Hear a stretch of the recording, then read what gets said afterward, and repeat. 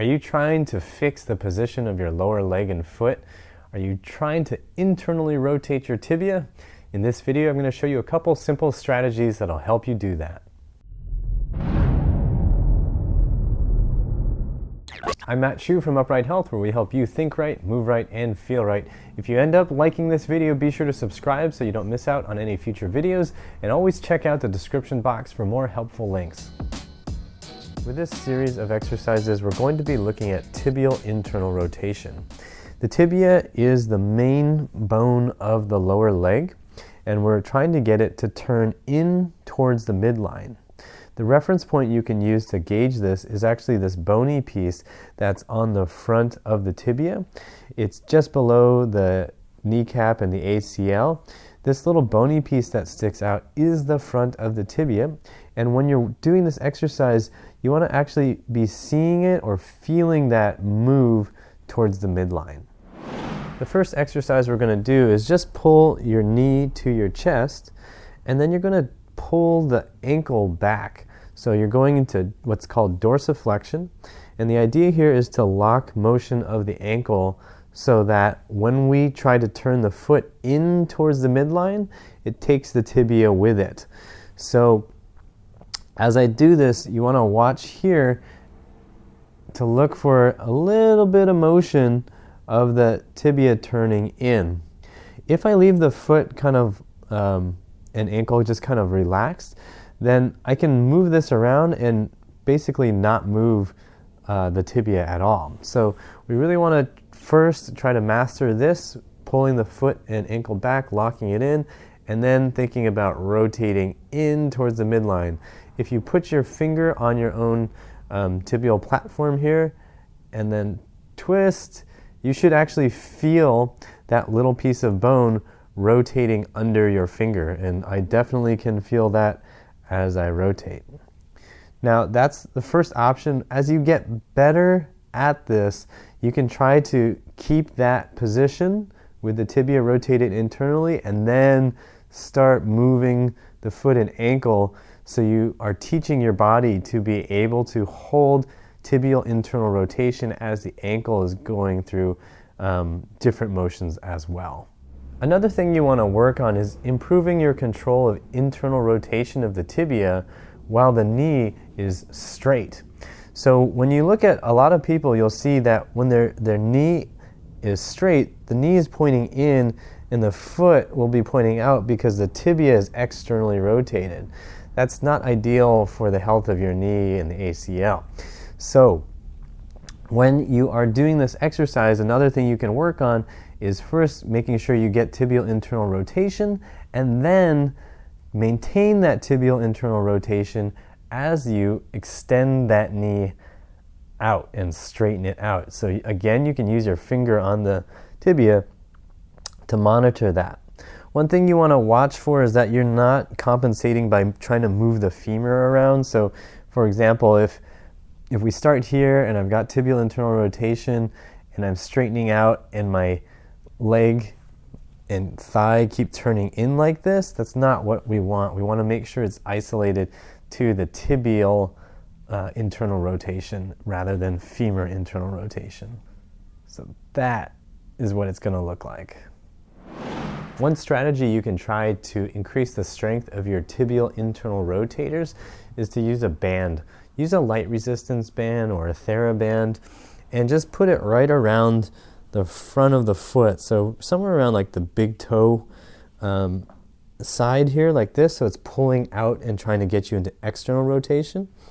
And then you're going to again place your hand on this tibial platform here and then work on getting tibial internal rotation against that resistance. Because you have the resistance now, you want to be really clear that you're getting motion at the tibia, so have your finger there so you can feel the tibia moving. It would be really easy to compensate and start like hooking your toes and your foot like this without getting the tibial internal rotation. So make sure you're paying attention to foot position, and while you're trying different foot positions, make sure you're still able to feel that tibia rotate as you do this exercise. This has to be moving, otherwise you're just working the muscles around the foot and ankle. Again, with this option, we can work on improving the control of tibial internal rotation as we go into a straight knee position. We want to, again, make sure that the tibia itself maintains its position as we straighten the knee, and we don't rotate internally on the femur, right? So if you find your femur trying to turn in a lot, you can use your other arm or hand to brace out here so that you're constantly pushing out into your hand. That gives you a cue to keep some of your hip external rotators on as you try to internally rotate the tibia.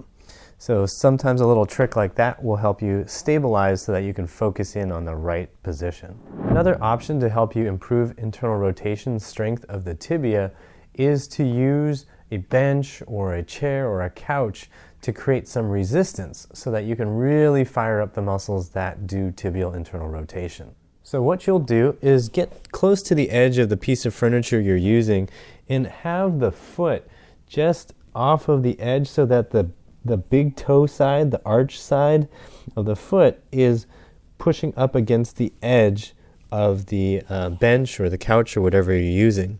So then what you're going to do is think about pushing that inside edge of your foot into the bench and also letting the heel drift out to the side as you do this. So you're pushing hard, thinking about tibial internal rotation, pushing hard into the side of the bench, making sure you can feel that the tibia is coming out like this. So this is exactly the same motion that we were practicing before in free space, but now you have a fixed point and you can feel yourself firing muscles. You'll probably feel this kind of in the inner thigh, a little bit almost like hamstrings, and you're just going to keep pushing in like that.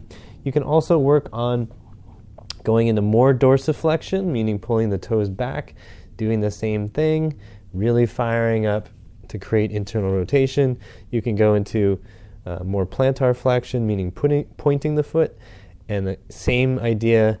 You're thinking about letting the back of the leg kind of move away from the bench, or the heel moving away from the bench, and that's going to create a lot of tibial internal rotation with some resistance so that you can really feel those muscles working. With these exercises, you can start off by experimenting with 2 to 3 sets of 5 to 10 slow, controlled repetitions. Over time, you may be able to do more, and you may want to do these throughout the day to just help correct some of the funky positions modern life puts our lower leg and foot in. I know for me that after long drives, my right foot tends to start getting turned out because the tibia and the ankle and the foot are all moving out to the side in order to operate the gas pedal. So after a long drive, it can be really helpful to just get the muscles turned on to go back into tibial internal rotation. You're going to have to experiment for yourself, but start off a couple times, and maybe you'll find that this is really easy for you to do and feels really good to do multiple times a day. But if you are trying to correct a really obvious, serious turnout of your lower leg and foot, then you're probably going to want to practice this quite a bit. And of course, if you get better and better at these exercises and you feel like you want to, you can always bump up the number of repetitions you're doing in the sets or bump up the number of sets. You just got to listen to your body and make that decision for yourself. Now you've got some options to help yourself improve tibial internal rotation. Alright guys, that's going to do it for this video. I hope you found it helpful and that your leg is feeling a little bit straighter now. If you liked the video, click the like button, drop us a comment down below to tell us how straight your leg feels, and subscribe to the channel so you don't miss out on any future content. If you are watching this sometime years in the future, be sure to check out the description box below because we like to keep those updated with links for future videos and other resources that might help you out with this topic. And as always, I hope you remember that pain sucks. Life shouldn't.